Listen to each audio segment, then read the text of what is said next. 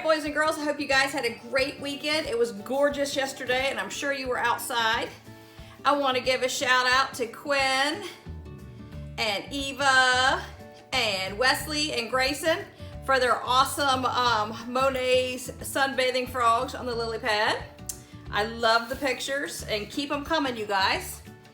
Today, we are going to create a painting the same way we did with our lily pads. We're not going to mix the paint on our palette. We're going to let the colors mix and blend on the paper. We're going to use a paintbrush today instead of the back of a spoon. But instead of making all of the water one shade of blue, okay, we're going to use our paintbrush and our colors to let our eye blend it like Monet did. So we might start off with just grabbing some, Miss McMurtry doesn't know her colors, some green and a little white. Notice I'm not even washing my brush. I'm just gonna let the paper absorb all my color, okay? I might take a little yellow and a little green and just blend some in here, okay? If you have, I wonder if I put a light blue in here. I think I did. Kind of like a turquoise. That would look good too. Let's see if I have a little turquoise color, and I sure do. This would be a great color to add in. If I can make it work. And notice I didn't even wash my brush in between colors. And you can put a messy mat down and just go right over the edge. So I'm taking little dabs of color, little strokes, side to side, not back and forth, side to side. Put a little green in there, because when you look at water, you do see some green. And you're gonna fill your page. Now, the more you paint on top of the colors you already have, the more it's going to mix. And you're gonna end up with like a darker green or a darker blue. You won't see those whites coming through. So we'll just say that's pretty good, pretty covered. You can let this dry for a few minutes, okay? And then we can put in some beautiful water lilies. Now, Miss McMurtry did this super quick. You could also do smaller dabs. This is more like what Monet did. He did smaller little dabs of color. But you can do some bigger ones, and then you can come back with some smaller ones to give it a little variety. Okay, so once this is almost dry, we'll make it dry really quick. We're gonna look at our lily pads. Now, if you look at your lily pads, if you squint your eyes at this, you'll notice that I have some darker dabs of blue underneath. So that's gonna give it a little bit of a shadow. So it actually looks like it is more three-dimensional. Gives it a little depth.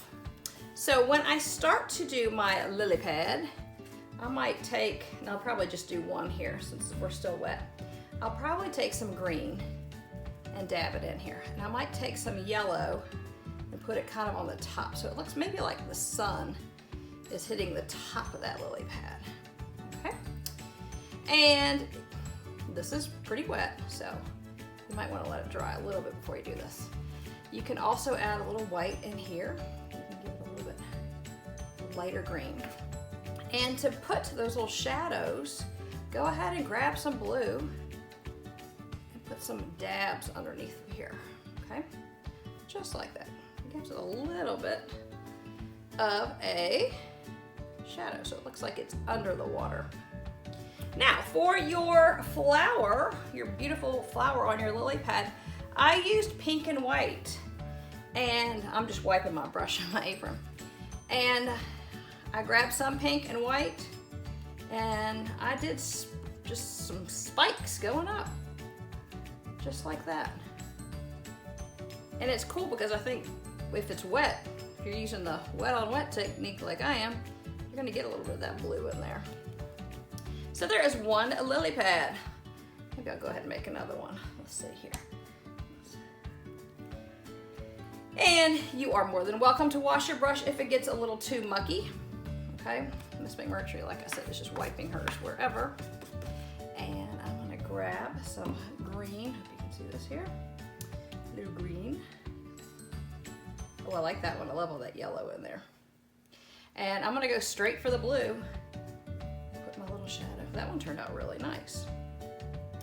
So there you go. And when you stand back and look at it and kind of let your eyes kind of just focus past it, it really looks like it would be one of Monet's paintings of his beautiful water lilies. So give this a try. This is acrylic paint. You can use tempera. You could probably even do this with some watercolor paint.